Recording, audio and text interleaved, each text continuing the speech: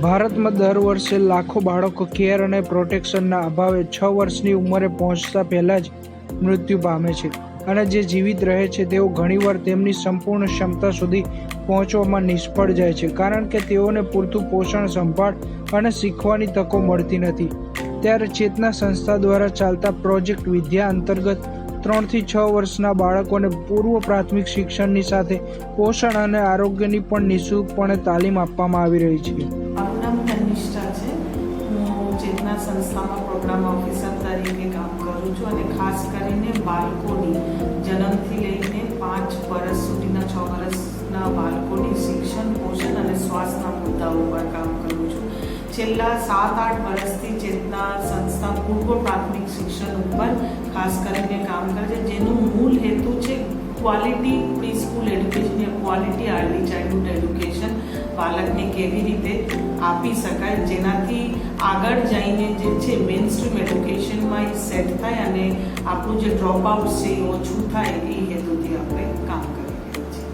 પૂર્વ પ્રાથમિક શિક્ષણની જે પ્રોજેક્ટ આપણે કરીએ છીએ એનું મૂળભૂત હેતુ જે છે કે બાળકોમાં ગુણવત્તા ક્વોલિટી એજ્યુકેશન કેવી રીતે અપાય અને જે બાળકોને શિક્ષણ આપે છે પૂર્વ પ્રાથમિક શિક્ષણ, જે આપણું આંગણવાડી કાર્યકર છે, આંગણવાડી કાર્યકરની ક્ષમતા વધારીએ જેનાથી એ લાંબા સમય ઉપર એ બાળકોને શિક્ષણ આપવું પડે અને સાથે જે બાળકોની જ્યારે આપણે શિક્ષણના યા સર્વાંગી વિકાસના વાત કરીએ ત્યારે શિક્ષણ, સ્વાસ્થ્ય અને પોષણ ઉમેરેલા છે.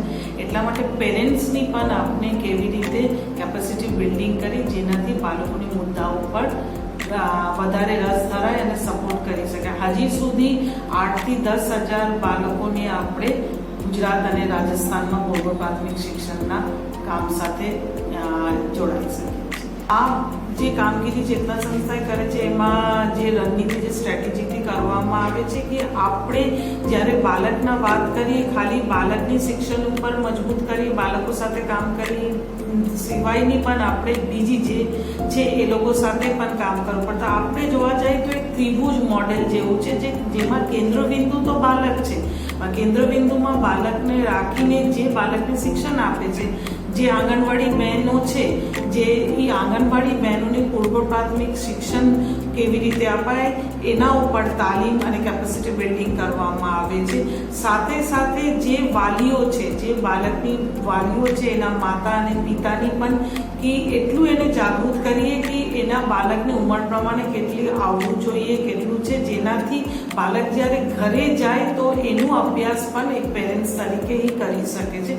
ત્રીજું જે છે એ સમુદાય, જે સમાજમાં એ બાળક રહે છે, ગામમાં જે રહે છે, એનું પણ આપણે કોશિશ કરીએ છીએ કે એ પણ બાળકોની મુદ્દાઓ ઉપર, જેમ કે ગ્રામ પંચાયત છે, એ જે ગ્રામ પંચાયત છે આ પણ બાળકોની શિક્ષણમાં અને એમાં રસ ધરાય, જેનાથી લાંબા ગાળો એ પ્રોજેક્ટ આપણે ચાલી શકે. આપણી કામગીરીની જે છે કે આપણી જે ટીમ છે એક આંગણવાડીમાં આખો દિવસ રહે છે અને પછી જે પૂર્વ પ્રાથમિક શિક્ષણના જેમ કે શારીરિક વિકાસની ગતિવિધિ હોય છે, સામાજિક વિકાસ, બીજી ભાષાકીય વિકાસની જે ગતિવિધિઓ હોય છે એ બાળકો સાથે આંગણવાડી કાર્યકરના રહીને કરે છે. બીજા દિવસ જે છે એ બીજી દિવસે આંગણવાડી કાર્યકરને જાતે કરવું પડે છે. તો આવું રીતે જો સાયકલ ચાલતા હોય અને સાથે સાથે તાલીમ પણ આપવામાં આવે છે, આવું રીતે જે સાયકલ ચાલતા હોય છે એનાથી 3 વર્ષ આપણે કામ કરીએ તો આપણે જોવા મળ્યું છે કે બાળકોની પૂર્વ પ્રાથમિક શિક્ષણના સ્તર ખાસો ગયા. આ બધી જો રણનીતિથી આપણે જોવા જઈએ કે આજની તારીખમાં આપણા આંગણવાડીમાં 80% બાળકોની હાજરી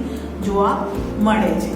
જ્યારે બાળકોની પૂર્વ પ્રાથમિક શિક્ષણની ગતિવિધિ એક્ટિવિટીઝના વાત કરીએ ત્યારે ખાસ કરીને આપણે બાળકોની શારીરિક, સામાજિક અને ભાવનાત્મક, પછી બૌદ્ધિક, રચનાત્મક વિકાસ ઉપર કામ કરવું પડે. તો આપણા ત્યાં આંગણવાડીમાં ખાસ કરીને જે એક્ટિવિટીઝ બાળકો સાથે અર્લી ચાઇલ્ડહુડ એડ્યુકેશનમાં કરવામાં આવે છે, સૌથી પહેલાં બાળકો આવે તો મુક્ત રમત, જેમાં મુક્ત રીતે બાળક જ્યારે આંગણવાડીમાં આવે પહેલાં 45 મિનિટ મુક્ત રીતે રમી શકશે.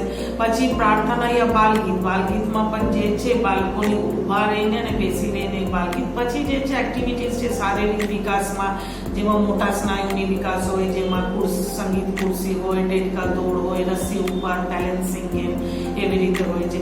ભાષાકીય વિકાસમાં હોય તો બાળકને બોલવાની તક મળે એના માટે આપણે બાળકો સાથે વધારે વાર્તા કરવાનું, પછી ચિત્ર વાર્તા ઉપર વધારે ફોકસ આપીએ છીએ. બૌદ્ધિક વિકાસ ઉપર હોય કે બાળકોની ઇન્દ્રિયોને તે કરવા માટેના સૂંઘવાનું, સ્વાદનું એનું ગતિવિધિ હોય છે. અને બાળકની જે રચનાત્મક જે વિકાસ છે એને વધારવા માટે બાળકોને મુક્ત રીતે આપણે એના ડ્રોઈંગ્સ હોય છે, પેઇન્ટિંગ્સ હોય છે, પછી કોલાજ મેકિંગ હોય છે, આ બધું કરીએ છીએ. અને મહિનામાં 2 મહિનામાં બાળકને એકવાર બહાર પ્રવાસમાં પણ લઈ જઈએ છીએ, જે ખાસ કરીને બગીચો હોય, ખેત હોય, જેનાથી એને ઈ જ્ઞાન પણ એને મળે.